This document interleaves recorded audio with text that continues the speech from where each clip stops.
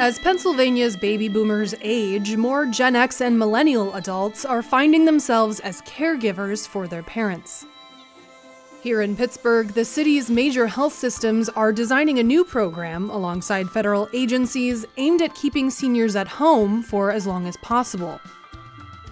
It's a strategy Japan has been exploring for more than 2 decades. For 90.5 WESA News, this is Designing Dignity, a series that explores some of the most pressing questions facing Pennsylvania. Are we prepared for an aging population? And how can we make sure older adults age with dignity? I'm Kylie Kaczynski.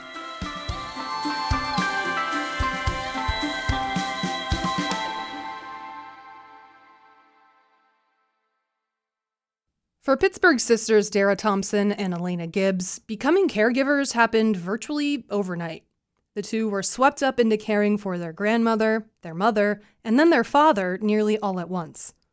The two host a podcast called Where's the Adult? It's a phrase that refers to the cosmic reversal of caring for the people who raised you. In one of the first episodes, Gibbs and Thompson talk about how the dominoes fell. And so while our mom was in the hospital, then our dad started acting very erratic. Very erratic. Our dad started behaving oddly, and we're like, that's not right. Their father, Lloyd, was diagnosed with Alzheimer's disease about 10 years ago now. Thompson and Gibbs say everything they know about caregiving they figured out as they went along, and they're still figuring it out. They tried to get Lloyd's affairs in order before his disease progressed. I met up with them at the memory care facility where he lives now. We knew everything that had happened with our mother and our grandmother, and we had to make those decisions for our mom. We did not want to have to do that again. It was traumatic. It was part of our power of attorney process. If you can make the decision for yourself now, we want to know now. Over the past decade, the sisters have thought a lot about Lloyd's medical care and what kind of assistance he needs. It's another chapter in the book on caregiving Thompson and Gibbs are writing for themselves. In Japan, neuroscientist Ayako Anzo didn't search for a podcast or a book to learn how to take care of her mother Keiko. Once Keiko was diagnosed with dementia, the local municipal agency assigned her a care manager. This person works as a navigator for the family, someone to coordinate social support and medical plans.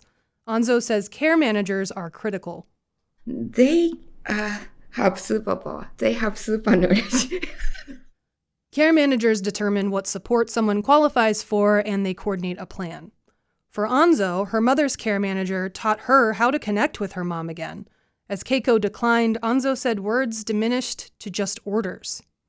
Mama, eat this, and please change the clothes, or let's take a bath. But during a routine visit, the care manager showed Anzo how important it was to talk about more than just eating and bathing. The care manager said to my mother, Keiko-san, this flower is beautiful, she said to her. Then my mother said, it's beautiful. So they, in one instant, immediately they can connect. So at that moment, I could change. While some care managers work with people aging at home in Japan, others work with people living in assisted care facilities. Discreetly tucked into a residential street in Tokyo's Nishiarai neighborhood, the Jasmine Group Home cares for people living with all stages of dementia. It's styled like a college dorm with individual bedrooms and communal living spaces. Hiroko Kominami has been a care manager here for nearly 20 years. She says people there prepare meals, exercise, and find hobbies together. Kominami plans trips to the grocery store and community events. She says some people live in the home for more than 10 years. They've really become familiar faces because everyone has been here a long time. People recognize each other and get along well at various events and so on. Kominami keeps track of the health and available supportive services for each resident of the home.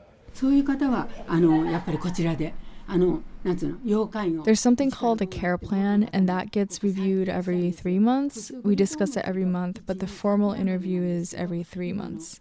When changes are made, we send it to the family and get their stamp of approval.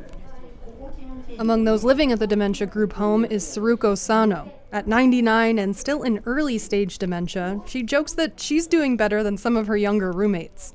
Here she is as a staff member translates. people in 90s are like more like healthier than 70s and 80s. Sano's face lights up when she's asked about her care manager, Kominami. She's a generation older than Kominami, but she views her care manager as a mother figure. In the United States, primary care doctors can refer patients to community organizations for help with caregiving, but a coordinator dedicated to connecting patients and families with help is a newer concept. At Allegheny Health Network, Dr. Lynn Weinberg is leading a new program with the Centers for Medicaid and Medicare Services that provides families with a social worker, a therapist, and a care navigator.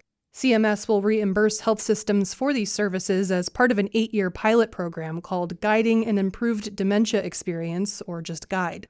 The goal is to keep seniors aging at home for as long as possible. Not everyone on Medicare qualifies for GUIDE, but Weinberg says AHN is scaling up support for people with other insurance. She says some families just need a little coaching. To really just walk a caregiver and family through the care of somebody with dementia, not only just the nuts and bolts of like, how do I deal with the day-to-day challenges of taking care of somebody living with dementia, but also how do I get through the stress of it all? Because I saw a huge need for caregivers to have an outlet for that. For caregivers in Pennsylvania searching for answers on their own, Gibbs says a professional support team would make a huge difference. Having gone through it, we know the importance of it. And I feel like a lot of people in our age group are now going through the same thing. Yeah, that would be a game changer. That would be an absolute game changer. The GUIDE program could help drive down federal spending on nursing homes if fewer people rely on them. In Japan, another service has emerged as a money saver for hospitals by bringing dementia care to the patient's front door.